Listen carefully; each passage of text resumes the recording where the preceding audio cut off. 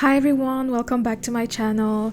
If you're new here, my name is Kemi and today I wanted to talk about Shin and Maya's story from the beginning. So for those of you who have been following me on TikTok for a while, you already know that I've been sharing Shin and Maya's story since last year. I've talked about their childhood since they were toddlers and everything that happened to them until today, but I know that not everyone has seen those videos and maybe some of you who only follow me here or on Twitter might not know everything. So I decided to make this video so I can talk about their journey to everyone on YouTube. For this video, I'll be using some pictures and some of my TikTok videos to illustrate everything, so I hope you enjoy. Shin's parents are called Shoko and Daichi Hasegawa. They're the richest and most influential people in Mount Komorebi, so they own most of the businesses there, like the 7-Eleven that Shin always goes to, and they also do like some illegal activities on the side, which is how they get even more money.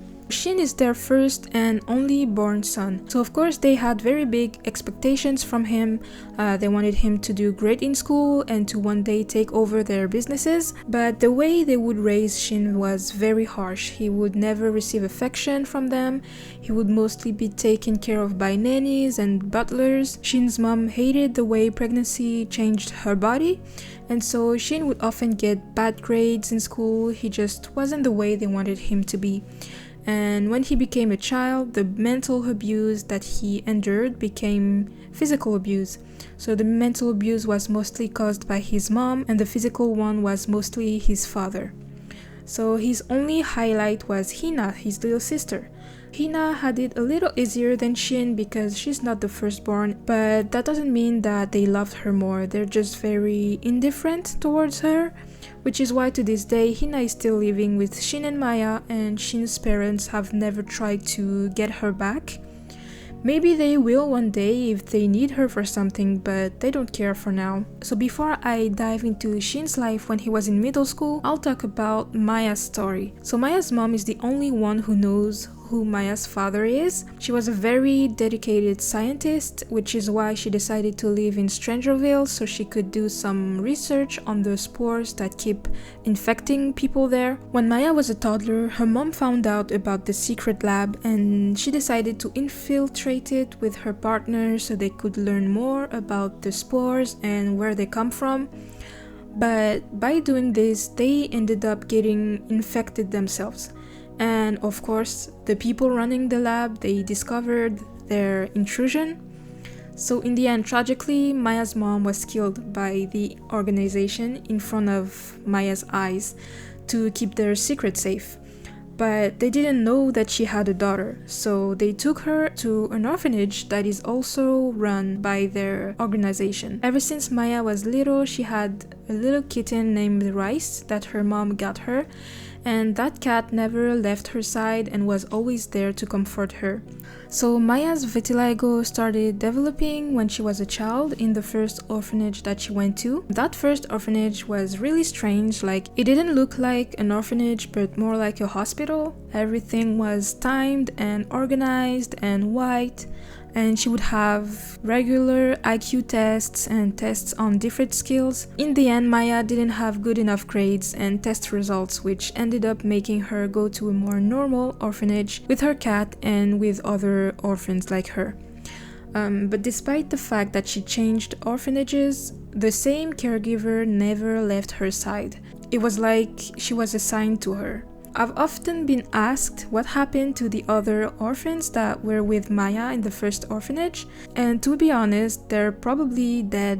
They were test subjects after all. In the second orphanage that Maya went to, she was allowed more liberties. She was allowed to play and to go out from time to time, and so she decided to go to a Matsuri, which is a summer festival in Mount Komorebi, so she could write her wishes for the rest of the year. And coincidentally, Shin was also going to the summer festival that day. He came with his family, but he was walking by himself when he saw Maya writing her wishes. He approached her first and they spent the whole festival together. They would play, dance, share food and secrets, and at the end, Shin even went ahead and kissed her. And after that night, Shin and Maya didn't see each other again until middle school. So during that time in middle school, Maya was always alone and she had no friends. Shin, on the other hand, he fell in with the wrong crowd.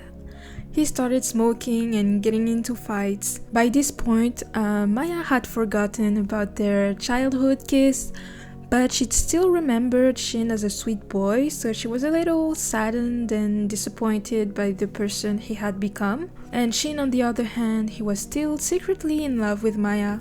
He never forgot about her, even though he never expressed it. One day, some of the boys from Shin's group made unwanted advances towards Maya, and when she refused, they became so pushy and mean that it made her cry. Shin saw everything, and it was kind of like the final straw for him. So after school, he confronted the boys, he beat them up, and basically severed his ties with the whole group. So Shin and Maya both finished middle school on their own. They didn't hang out together, but they would still talk from time to time. And Shin's feelings for her kept growing stronger. After that, Shin and Maya ended up also going to the same high school. But despite being in a new school, Maya still struggled to make friends, and she often felt isolated. Meanwhile, Shin became kind of a loner. He distanced himself from people and he was often alone too. At the age of 16, he was really sick of his parents' behavior. They basically didn't want to actually care for their children. So Shin left his house and he of course took his little sister with him. He found a house that he could rent, and although it was much smaller than the house they used to live in, the two of them were happy. They even adopted a little cat that they called Ash. And so one day after school, Maya was kind of determined to change her lonely situation. She approached Shin and basically asked him on a date. She only realized later that she could have just asked him to hang out as friends, but she just said the word date. But to her surprise, Shin agreed immediately. To be honest, he was never gonna say no to a date with Maya.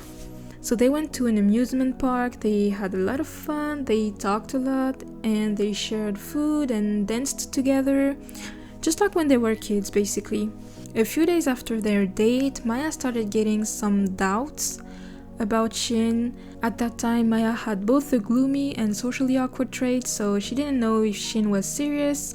She still felt lonely when she wasn't there, and then Shin started inviting her to his house from time to time, and she started trusting him more and more. So one day at the orphanage, Maya's caregiver told Maya that her cat would be happier with other cats instead of being with humans. She told her that she had a friend who had a cat. Maya's cat would be happier with them, you know? So Maya didn't want to let her cat go, but eventually she agreed that her cat would be happier with other cats. So she gave her cat to her caregiver. And that same night, one of the girls from the orphanage whispered to Maya that she saw a cat at the bottom of the river next to the orphanage.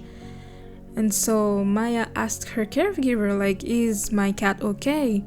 But the caregiver coldly told Maya that it was unfair for her to have a family member when all the other people in the orphanage didn't, which was like her way of confirming that yes, she drowned the cat. So of course Maya was devastated. Her cat had been with her since she was a toddler, and now it was dead. So she packed her bags that night and she started walking to Shin's house. She called him and she told him about the situation, and of course he let her stay with him. This is how Shin and Maya started living together when they were still in high school. So they both had part-time jobs to be able to pay the bills, and they kept getting closer and closer. Of course, Maya's feelings for Shin kept growing too, so because of both of their situations, they struggled to have good grades. They had no adults in their lives to guide them, they only had each other. So they were quite the troublemakers at school. One day though, Maya saw Shin being confessed to by a girl, and that girl kissed Shin. And Maya was so hurt. She thought Shin was basically dating someone else. So she started distancing herself from him, and later that day when they went home, Shin explained that the kiss was without his consent and that he had no feelings for the other girl. As they talked, Shin realized that it was the right moment to be honest about his feelings, so he confessed that he had been in love with Maya for a long time, and Maya admitted that she felt the same way, and from that moment on they officially started dating when they were 17. Because now they had 2 wages, they were able to move into an apartment. It was very small, but it was better than the rundown house that they used to live in. So they lived happily there for a while until Shin's parents one day showed up and forced him and Hina to come home. So Shin promised Maya that he was gonna come back to her, and then he followed his parents. And when he arrived at his parents' house, they basically told him that they had found him a fiancé, and that fiancé was none other than Sujin Lee. Sujin is the daughter of Shin's parents' business partners, so he's known her since they were toddlers. And Sujin was always very pushy with Shin. She always wanted things to go her way, and she was basically mean, to put it simply. And of course, Shin would never agree to marry her, especially now that he already had Maya that he loved very much. Back at home, Maya was very lonely. She didn't see Shin at school and it was very difficult for her. She would write about Shin in her diary while waiting for him to hopefully come back soon. But Shin was basically trapped in that house.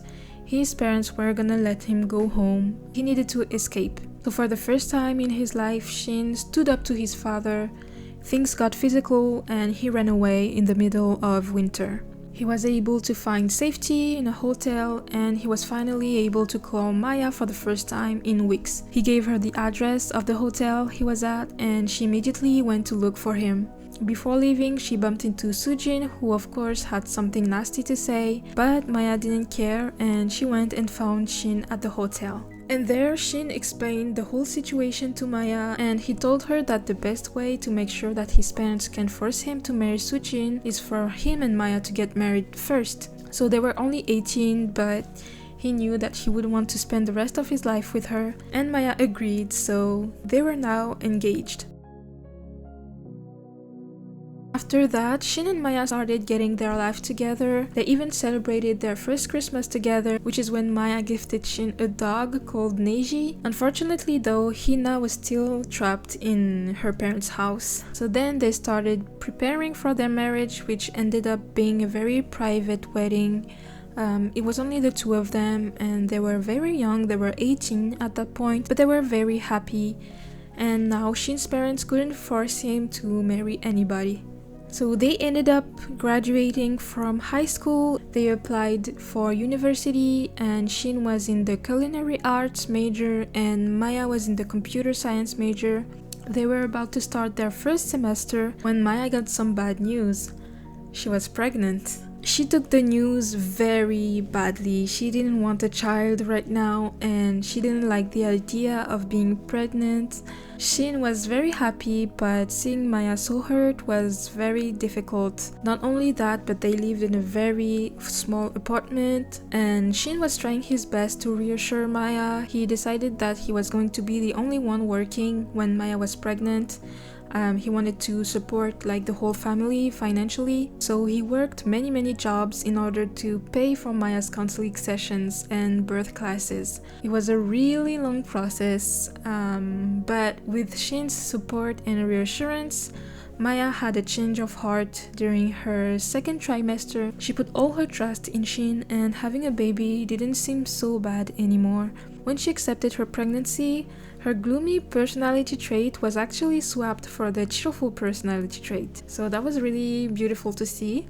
And so after she accepted her pregnancy, they got a little surprise. Hina actually ran away from her parents' home to go back to Shin and Maya's apartment. And one thing Kyoko and Daichi hate is the fact that Hina is very attached to Shin, so she always follows him wherever he goes. So that night she made her choice. She wasn't gonna wait, she was just gonna go herself. So Shin and Maya, of course, they welcomed her back with open arms.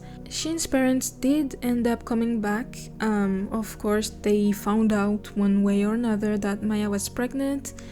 They were furious, and They told Maya to leave Shin and to let them handle the baby's education because they thought them as not mature enough to be parents, and in the end Shin just kicked them out. And despite the negativity, they had a baby shower and they found out that they were having a girl. A few months later, Sujin ended up finding out about Maya's pregnancy. She never thought that Shin was actually serious about Maya to the point of having a baby with her and marrying her. So she was upset, and Shin had always been honest. He always said that Maya was the only one for him and that he wasn't going to change his mind. But Sujin's pride and ego was so hurt that she snapped and she pushed Maya when she was still pregnant, which is what triggered Maya's labor. So Maya's labor lasted 22 hours. They decided to name their daughter Mayumi, which is similar to Maya's name, but with a Japanese twist to it to represent Shin's side too. After some time, Shin and Maya both graduated from university. They both quickly got a job and they moved into another apartment that was a little bigger so that they can have their own bedroom and they can raise Mayumi in a better environment. Everything was going well until Sujin found out their address again and started basically stalking them. So she broke into their apartment in the middle of the night. Sujin just never really got over Shin. She would never say that she loves him. Actually, she never had anything positive to say about Shin, but she still can't seem to leave him alone for some reason. So after that, Shin and Maya still had many months of happiness with their little family. And one day, Shin went grocery shopping when he bumped into Sujin. And apparently she wanted to tell Shin that she was pregnant, but the question Shin had was like, who even is the father? And she told Shin that the baby was going to look just like him, which is a really weird thing to say because Shin had always been loyal to Maya, so the baby couldn't be his, right? So after that, he immediately called Maya to tell her what happened, and they got an appointment with the doctor to ask for help and to do a paternity test when Sujin's baby is born. So they did a test and of course it was negative. So the doctor told them that in Strangerville, which is where Maya's mom was killed, there's been some experiments going on about cloning, and maybe Sujin broke into Shin and Maya's house that day to get a hair strand that belonged to Shin and used it for her baby. But the thing is, having a hair strand is not enough to actually make a baby, right? Which means Sujin must have still used a male donor that maybe looks like Shin, but to actually have a baby, and then used the hair strand to try to make the baby look like Shin in one way or another. Unfortunately though for Sujin, the baby ended up looking just like her. Sujin did not love her son, Jinho. She gave him a Korean name because now that there is proof that he wasn't Shin's baby, there was no point in giving him a Japanese name. She did not like being a mother, she had no maternal instincts, and she wasn't going to bother trying to form a bond with this baby. To Sujin, everything that was happening was Shin and Maya's fault. And so to get revenge, she decided to drop her baby on their doorstep to force them to take care of this child that she didn't want. Of course, Maya took the baby and grew attached to Jinho, but Shin told her not to get too attached to him and that if Sujin doesn't come back for him, they'll have to go to the police station to tell them about the situation. Jinho and Mayumi, they really enjoyed playing together, and as I said, Maya was very attached to him, but they did end up having to go to the police station because Sujin just never came back for her son, even weeks after abandoning him. So at the police station, it was decided that Shin and Maya could foster Jinho for a few more days until the police and child services find a family to adopt Jinho. So 4 families applied to adopt him, and I actually let you guys vote on Twitter for the couple that you think should get to adopt him. I showed their traits, their job, where they lived, like their situation. In the end, most people voted for Nina and Mei Ying Wang to adopt him, which I personally don't think they were the right match for a number of reasons, but I won't go into that. So Jinho now lives with his new moms, and Maya had a really hard time letting him go. She was extremely sad, but she knew that it was the right thing to do. In the end, Sujin ended up getting arrested for child abandonment, child endangerment, child abuse, stalking, harassment, and assault.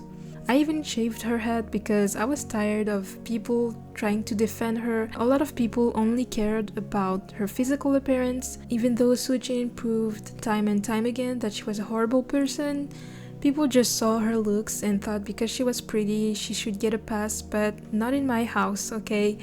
I've never seen her do anything nice for anybody, so I said that if one more person asked me to give her a happy ending, I was going to shave her head. So this is her now. I shaved her head and I kept her bangs so she can look ridiculous. After all of this, Shin planned a trip to Sulani with the kids. I have a whole YouTube video showing what they did on their trip, and this is kind of where the story is right now. They already came back from their trip, but for now they are living peacefully. Sujin is still in jail and Shin and Maya are still very much in love. So Shin and Maya's story is far from being over. Right now I'm just letting them live their life, but they still have goals. They want to buy a house and maybe one day they want to have another baby, and who knows, maybe Maya's caregiver is going to come back for whatever reason. If you want to see more content about Shin and Maya, you can also follow my TikTok and Twitter, where I often share videos and pictures that I don't post on YouTube. And if you like this video, feel free to like, subscribe, and leave a comment of what you think about Shin and Maya's story. And yeah, thank you for watching. Take care of yourself.